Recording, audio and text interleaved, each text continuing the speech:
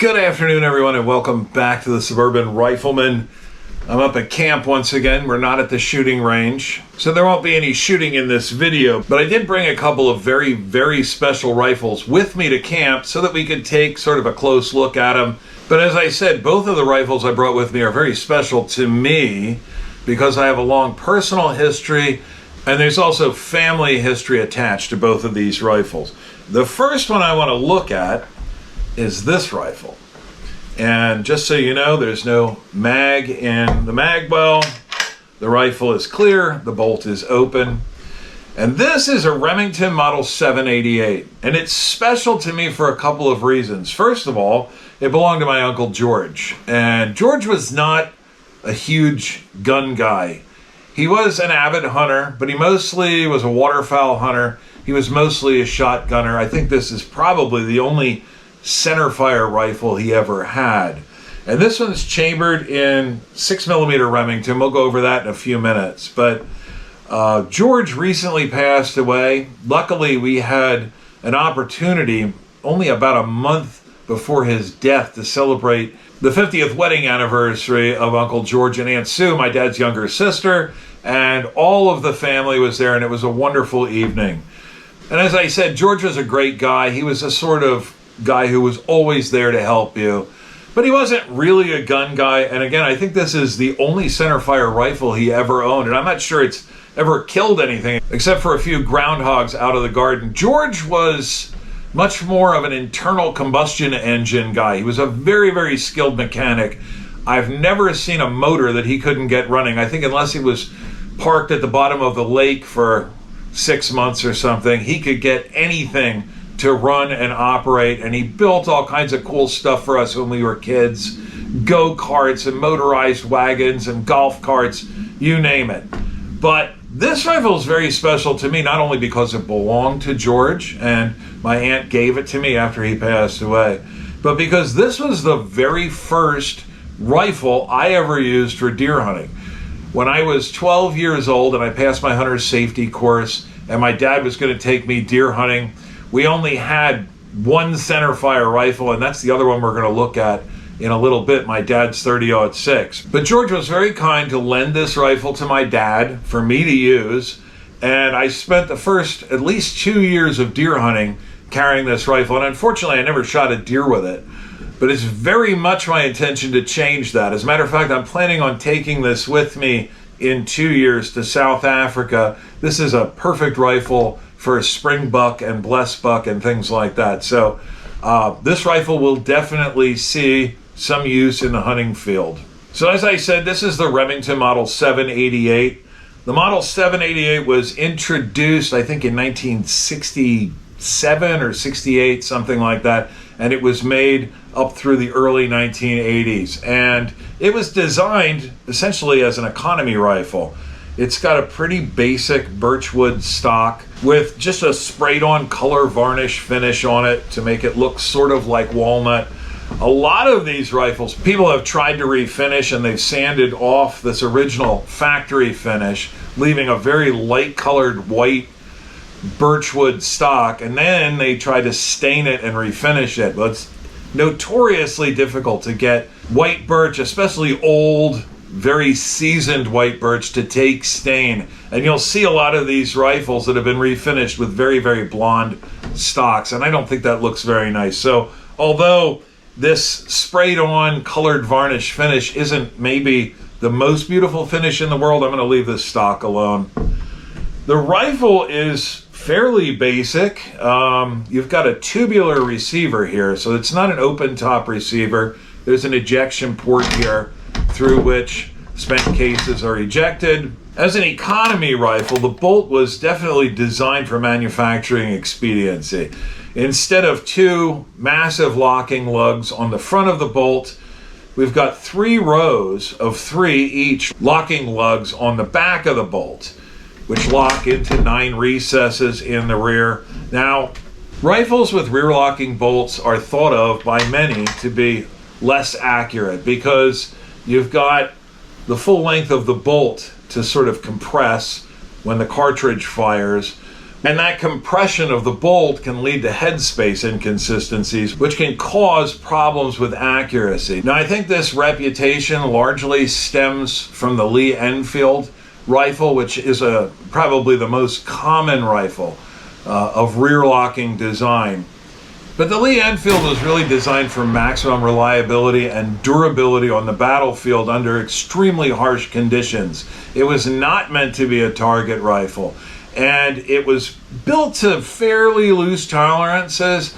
And as a result, unless you've got a number 4 Mark II, like my cousin's, which we looked at just a few months ago, and which is built to very precise standards and is extremely accurate rifle, most Lee Enfields just don't shoot that well. They shoot well enough for a soldier in wartime, but to dismiss all rear-locking bolt-action rifles as being inaccurate because the Lee Enfield tends to be not that accurate is a little bit short-sighted. As a matter of fact, I haven't shot this rifle yet, but the 2 most accurate rifles I have in my possession at the moment, one of them belongs to my dad, the Steyr SSG 69, and my East German SSG 82, which is also rear locking.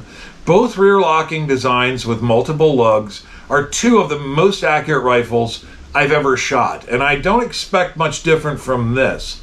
The Remington Model 788, despite the fact that it was clearly designed to be relatively inexpensive to manufacture, to offer an affordable rifle to American hunters, has developed a reputation for extreme accuracy. As a matter of fact, there are rumors that the 788 was discontinued in the early 1980s because it was, in a lot of cases, outshooting Remington's much more expensive 700. Now, I don't know if that's just a rumor or if there's any truth to it, but the story goes that these rifles tend to be very, very accurate.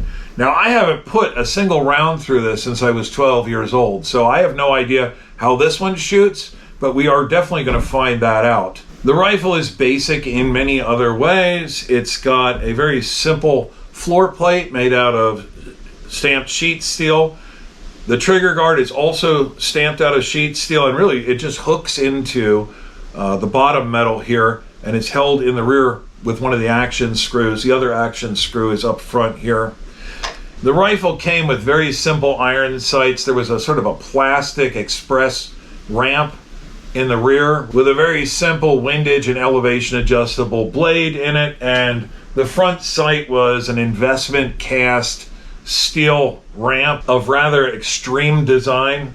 So when I took possession of this rifle just a few weeks ago, it clearly had not been out of my uncle's gun cabinet in quite some time. There were small patches of surface rust on the barrel and a couple of other spots, nothing serious. I was able to clean those up fairly well. There was a lot of dust and polymerized lubricating oil inside the action, so I gave it a really thorough cleaning. The blade from the rear sight was missing, so I really couldn't use the iron sights, and I don't really see myself using the iron sights on this rifle, so I removed the front and rear sight base. Later, when I was cleaning the stock, I found that my uncle had routed out a hole under the butt plate where he had stored the rear sight blade when he mounted the scope that was on the rifle when I got it. And so I have all the various components for the iron sights stored in a Ziploc bag and labeled and put away for safety. I don't know, I might want to put them back on in the future, but when I removed the sights off the barrel, I just put filler screws in so I wouldn't have empty holes there. Also, when I took possession of the rifle, there were very basic 2-piece aluminum weaver bases screwed onto the top of the receiver, and mounted onto those in weaver rings was a Japanese manufactured scope, quite old and of very dubious quality, and clearly it had been struck very hard at some point in time, and the whole ocular bell was bent down at like a 5-degree angle. So I took that scope off and threw it in the trash. Then I removed the 2-piece weaver bases and replaced them with this rail. These are still available. They're made by Evolution Gunworks. It's a Picatinny rail. As I said, even though this rifle's been out of production for quite some time now, it did develop a reputation for very good accuracy, and these actions are still highly sought after by bench rest shooters for building custom bench rest rifles. So Evolution Gunworks is still making a Picatinny rail that goes on top of the receiver. This one has 20 minutes of angle built into it. And then I put loopholed rings and an old loopholed Vari-X 2 3-9x40. This scope's about 20 years old. I bought it new, and it's been mounted on several different rifles. It's a scope of known quality. I know it holds 0. I've had it mounted to rifles that recoil a lot more than the 6mm Remington. I think I had this on my 300 Win Mag at one point in time. It's a great scope, just a very basic duplex reticle. The 6mm Remington is very, very flat shooting. And most of the shots you'll get in the field where I live in Pennsylvania or even here in the woods of Maine are going to be well under 200 yards. So a very simple scope with a simple duplex reticle is perfect for this rifle. So as I said, this particular Remington 788 is chambered in 6mm Remington, which is a very interesting cartridge. It was introduced in 1955 right alongside the Winchester 243. And I don't want to get too far off in the weeds. There are plenty of reviews out there that compare the 243 Winchester with the 6mm Remington. Suffice it to say, the 243 Winchester was very, very popular right from the get-go and quickly outstripped the 6mm Remington. And that's unfortunate because the 6mm Remington is really a very, very good cartridge. And in some ways, you could make a pretty convincing argument that it was superior to the 243 Winchester. But there were marketing issues. There were issues with the choice of rifling twist for the 6mm Remington.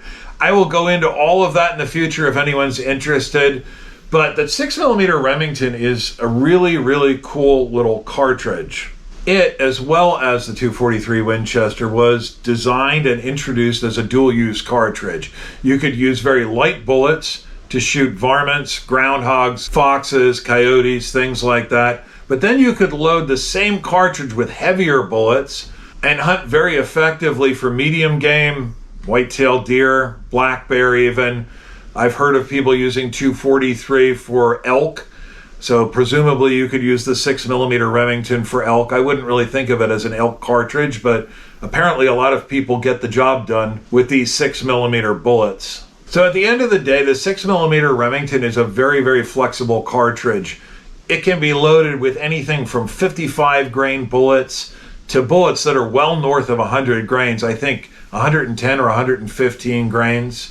My uncle seemed to favor the 80 grain bullet, and there's a lot to recommend the 80 grain bullet. If you look at the 6mm Remington ballistic charts for bullets ranging anywhere from 55 grains all the way up to 115 grains, the 80 grain bullet delivers the most muzzle energy on average. And when it comes to 6mm bullets today, most people tend to favor the heavier bullets with higher sectional densities and higher ballistic coefficients. But if you compare the 80 grain bullet with the 100 grain bullet, it has about 10 inches less drop at 500 yards. So it's cooking along there pretty quick and it's shooting very, very flat. Of course, the 100 grain bullet will experience less wind drift than the 80 grain, but I don't think there's going to be a huge difference there unless you're shooting in really, really high winds. And the 6mm Remington is indeed a very, very fast cartridge. I haven't seen any loading for the 6mm Remington in any bullet weight that's below 3,000 feet per second in muzzle velocity. And with a 55 grain bullet, the 6mm Remington joins a very exclusive club with cartridges like the 22-250 and the 220 Swift and the 204 Ruger in breaking the 4,000 foot per second mark. So this can be a very, very mild and low recoil medium game cartridge that's especially good for recoil sensitive people. It's great for starting kids on deer hunting, but it can also be an extremely fast and flat shooting varmint cartridge. I've never until now owned my own 6mm Remington, and I haven't shot this one for 50 years almost, but I'm very, very much looking forward to shooting this rifle. It is a push feed action, and it just feeds from this very simple steel 3-round single column magazine. It's a hunting rifle after all. There are states, I believe, with magazine limits for hunting rifles, and generally when I'm hunting, I don't put more than 3 rounds in my rifle anyway. It's very rare to get off more than 1 shot at a deer, so I think this mag is perfectly sufficient. So I guess that's pretty much all I have to say about this rifle. It's a very, very melancholy experience for me talking about this rifle and looking at this rifle, obviously because of how it came into my possession. But I am just tickled pink to have it. I'm very glad that it didn't disappear. And this is one of those rifles I'll take with me to my grave. I could never get rid of such a cool family heirloom, but I can't wait to take it out and shoot it. And I'll certainly make videos about that. And when I post those, I hope to see each of you here then. Later, guys.